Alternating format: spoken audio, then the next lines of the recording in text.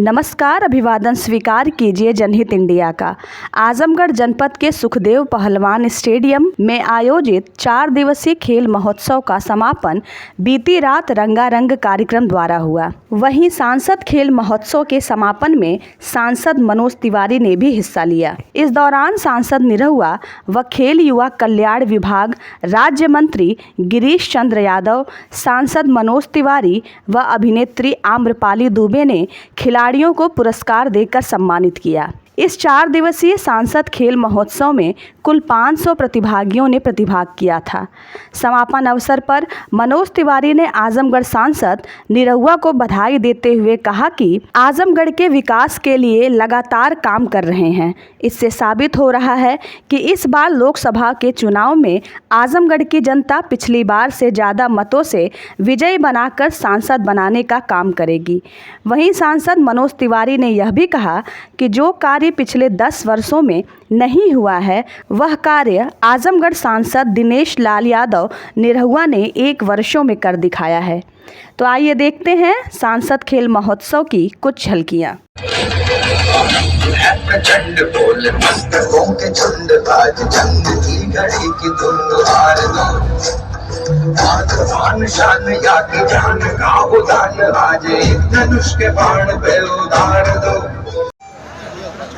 और हमारे छोटे भाई, हमारे प्रिय भाई, गौरवशाली भाई दिनेश लाल यादव निरहुआ के सांसद बनने पे जो खुशी किसी को भी होगी, उससे शायद 2 गुना ज़्यादा खुशी हमें है। और मैं बहुत धन्यवाद करता हूँ आजमगढ़ का। और उसी के अनुरूप दिनेश जी काम कर रहे हैं। आप सब जानते हैं पूरे देश में सभी सांसदों को सांसद खेल महोत्सव कराना है और इस सांसद खेल महोत्सव से लोगों तक, युवाओं तक जुड़ना है। 11 खेलों का सांसद खेल महोत्सव मुझे लगता है देश में बहुत कम हुआ होगा जो आजमगढ़ में हुआ है। और आज उनको पुरस्कार देने की बारी है। लगभग कुल 10 लाख रुपए का पुरस्कार आज हम अपनी उपस्थिति में, हमारे कुशीनगर के सांसद विजय दुबे जी की उपस्थिति में और यहाँ के कमिश्नर और आईजी दोनों इस कार्यक्रम में शिरकत किए। ये सब बताता है कि दिनेश लाल जी एक अच्छे कलाकार के साथ साथ अब एक सधे हुए राजनेता भी हो गए हैं, क्योंकि दोनों पटरी ये राजनीति में जनप्रतिनिधि और ब्यूरोक्रेट्स दोनों को साध के रखने से ऐसा परिणाम निकलता है जिसको आने वाले वर्ष तक लोग याद रखेंगे। आज सांसद खेल महोत्सव के समापन में, पुरस्कार समारोह में मैं दिल्ली से चल के आया और हमारा पूरा विश्वास है कि अब ये सांसद खेल महोत्सव आजमगढ़ की जनता अगले 10-15 साल तक दिनेश लाल यादव से ही कराती रहेगी। ऐसा मेरा निश्चित रूप से माननीय प्रधानमंत्री जी के मार्गदर्शन में पूरे देश में हमारे जो युवा खेल से जुड़ रहे हैं और माननीय प्रधानमंत्री जी ने जो हमारे खिलाड़ियों को आवश्यकता है, उनकी मूलभूत इंफ्रास्ट्रक्चर, खेल की विधा के लिए कोचेज की आवश्यकता हो, उसके लिए उपकरण की आवश्यकता हो, उसके लिए खेल के मैदान की आवश्यकता हो, उन सभी आवश्यकताओं को माननीय प्रधानमंत्री जी के मार्गदर्शन में पूरे देश में पूरा हो रहा है। निश्चित रूप से मैं इस बात को कह सकता हूँ कि आज पूरे देश में हमारा युवा खेल के प्रति एक आस लगाए हुए हैं और खिलाड़ियों का एक आस से है और खिलाड़ी निरंतर आगे बढ़ रहा है। पहले लोग गांव में इस बात को कहते थे कि खेलोगे कूदोगे होगे खराब, पढ़ेगे लिखोगे बनोगे नवाब। अब योगी और मोदी जी की सरकार ने इस परिभाषा को बदल दिया है। खेलोगे कूदोगे तो भी मिलेगा रोजगार। इस दिशा में हमारी सरकार ने कदम उठाया। मैं निश्चित रूप से उत्तर प्रदेश की अगर जिक्र करूँ, उत्तर प्रदेश में हम लोगों ने जब यहाँ जो है मंत्रालय का कार्यभार संभाला था, माननीय मुख्यमंत्री जी की प्रेरणा से हमारे जो पदक विजेता खिलाड़ी हुआ करते थे, जिनको सरकारी सेवा योजन में कोई व्यवस्था नहीं थी, माननीय मुख्यमंत्री जी ने इस बात पर जोर दिया कि पदक विजेता खिलाड़ी जब जीतता है तो हम उसको तालियां भी बजाते हैं, ट्वीट करते हैं, खुशी का इजहार भी करते हैं, बधाइयाँ भी देते हैं। लेकिन ऐसे जो पदक विजेता खिलाड़ी उनका जीवन संकट में है तो उनके लिए भी खेल मंत्रालय से रोजगार की व्यवस्था होनी चाहिए।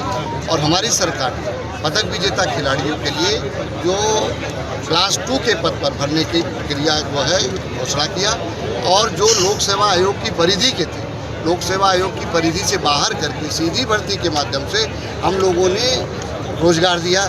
और उसमें एक ललित उपाध्याय जी डिप्टी एसपी के पद पर हुए, दूसरा विजय यादव जी बनारस के रहने वाले नायब तहसीलदार के पद पर हुए हैं। तो आप ये देख सकते हैं कि हमारी सरकार ने ये जो खेलों के माध्यम से भी रोजगार देना प्रारंभ। मैं इस बात की भी जिक्र करूँगा आपके बीच कि 2% कोटा हुआ करता था 2006 में उत्तर प्रदेश में, और 2011 में एक जियो था जो इस खेल विभाग ने जियो जारी किया, जबकि उसमें त्रुटि थी, कमी थी। जब हम लोगों ने उसका अध्ययन किया, क्योंकि कार्मिक विभाग जो होता है वो सभी विभागों पर प्रभावी होता है, कार्मिक विभाग से वो जियो नहीं जारी था।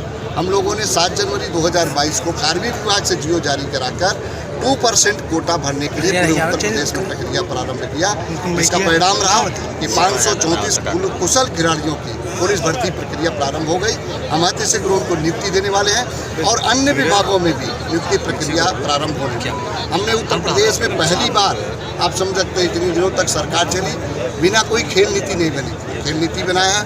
उस खेल नीति में खिलाड़ियों की मूलभूत इंफ्रास्ट्रक्चर की पूरी आवश्यकता को ध्यान रखते हमारा ऐसा खिलाड़ी जो गरीब है, कमज़ोर है, अगर कहीं उसको विदेश में जाना खेलने है, कहीं और जाने खेलना चाहता है, तो अगर वो अक्षम है तो सरकार उसकी एकलव्य क्रीड़ा कोष की व्यवस्था के एकलव्य क्रीड़ा कोष के माध्यम से हम सहायता देकर उसको भी आर्थिक सहायता देकर खेलने के लिए भेजने का काम।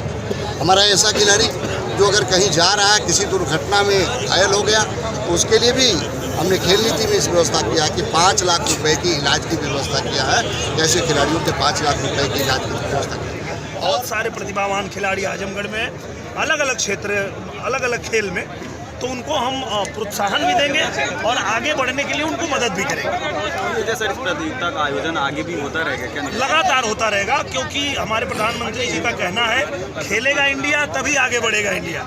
तो सांसद खेल महोत्सव, खेलो इंडिया, इस तरह से बहुत सारे जो महोत्सव हैं वो लगातार होते रहेंगे आजमगढ़। सर, समाजवादी पार्टी तमाम दावे कर रही है, रेड जोन में रखा गया है आंतरिक सर्वे में बीजेपी के, तो क्या लगता है भारतीय जनता पार्टी यहाँ 24 में कैसे यहाँ पे? मुझे लगता है कि इसके पीछे सिर्फ एक ही कारण है जिसकी वजह से आजमगढ़ की जनता फिर से कमल खिलाएगी, क्योंकि जब आजमगढ़ की जनता ने सपा के राष्ट्रीय अध्यक्ष को मौका दिया था और वो 3 साल में कुछ नहीं कर पाए और छोड़ के चले गए, तो उनसे बड़ा कौन नेता आएगा जो मेरे 1 साल पे भारी पड़ेगा। बस इतना ही मेरी आजमगढ़ की जनता पूछ रही है। 1 साल में हम लोगों ने जो करके दिखाया आजमगढ़ में, जब राष्ट्रीय अध्यक्ष पे भारी पड़ गया, तो अब उसके बाद कौन नेता आएगा यहाँ लड़ने के लिए। निरहुआ के धैर्य रहने की जरूरत होती है। ये हमारे आजमगढ़ के भाई जी लोग, दीदी लोग, युवा खिलाड़ी लोग, आप सबसे हम एक बात और बोलना चाहते हैं, क्योंकि आजमगढ़ से हमारा बहुत पुराना रिश्ता बा। घूम घूम के गाना गावत गावत हम लोग कहाँ से कहाँ गिल बनी जा। हमारे मित्र आनंद यादव बैठल बाड़े, जिंगे के एगो लड़का भोला नाम रहे, हमारा ससुरा बड़ा पैसा वाला में होकर बड़ा ऐसे ये खड़ा बा। ये संतोष श्रीवास्तव जी है। पहले हम आजमगढ़ में 2-4 घरे जानत रही। एक कोनो ये सुरेंद्र भाई के घर रहे, सुंदर सिंह जी के, फिर ही मिल गई, फिर अरविंद चित्रांश मिलने पता नहीं कहाँ बड़े लोकल करना कर। और फिर एक दिन हमरा के हम कहीं प्रोग्राम में आए रही तो हमार गाना सुनत एगो लड़का दरी पर सुतल रहे। जब हम गाना गा के जाए लगनी तो कहीं देखो वो लड़का सुत गई बाटे। गिरीश भाई जगाओ से भाई कौन लड़का है, ओकरे कह दे कि प्रोग्राम खत्म हो घरे जा, तो जेके जगाओ गई मेरे बाद में निरहुआ बोल के मेरे भाई बहन, अगर आपके अंदर टैलेंट है तो उस टैलेंट को पहचानने वाली इस देश में नरेंद्र मोदी जी की सरकार। आप किसी भी जाति धर्म के हो, हमें कोई फर्क नहीं पड़ता। अगर आप में प्रतिभा है, आपको मंच चाहिए, अभी तो खिलाड़ियों को मंच दिया है, आगे चल के हमारे प्रधानमंत्री जी जाते हैं सांस्कृतिक सांसद सांस्कृतिक प्रतियोगिता भी करवाइए पुलिस का, बोले उसको भी करो। हम सभी कर रहे हैं, ऐसा नहीं कि केवल दिनेश बाबू कर रहे हैं। हाँ, हो सकता है दिनेश थोड़ा सा ज्यादा उत्साह से कर रहे हैं। दिनेश के संगे और भी देश भर के दुनिया भर के बड़े बड़े लोग खड़े हैं। आम्रपाली भी बैठल बड़ी।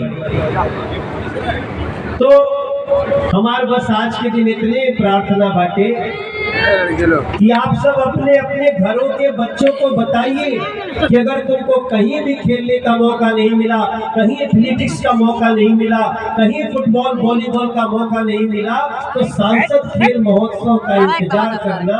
हर साल बीजेपी का सांसद है तो सांसद खेल महोत्सव होगा, इतना हम कहना चाहते हैं। और इसमें तो कोई पार्टी पॉलिटिक्स है ही नहीं। तो बस इतने ही कहते हुए मुझे भी जरा रात में माता जी से मिलके फिर दिल्ली निकलना है। आप सभी लोगों को बहुत धन्यवाद देते हुए, और क्रिकेट टीम की उप विजेता टीम से भी मिला। विजेता टीम में पता चला कोई सेंचुरी मार दिया, उसकी कोई 103 रन मार दिया, है ना। तो सोचिए इसका मतलब कि ये सांसद खेल महोत्सव आगे से हर खेल के राष्ट्रीय अंतर्राष्ट्रीय स्तर पे पहुंचने वाले खिलाड़ियों को भी पैदा कर सकता है। तो इसी के साथ दिनेश बाबू जरा इधर आना।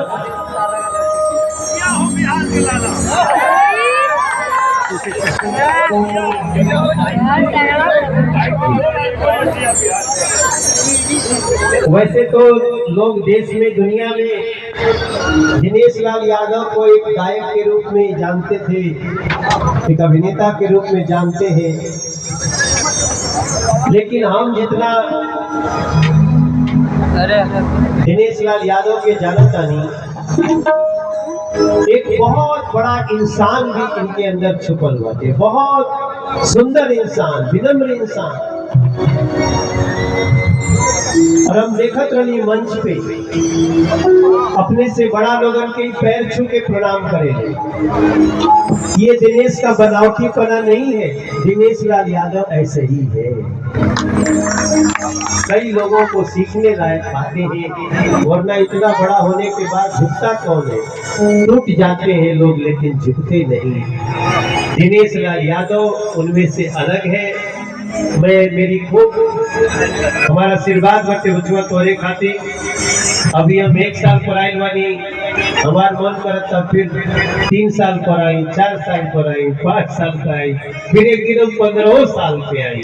ऐसी सेवा की गंगा जमुना बहानी है आपको, उस गंगा जमुनी तहजीब से आपको आगे निकलना है। दिनेश बाबू आपको बहुत बहुत बधाई।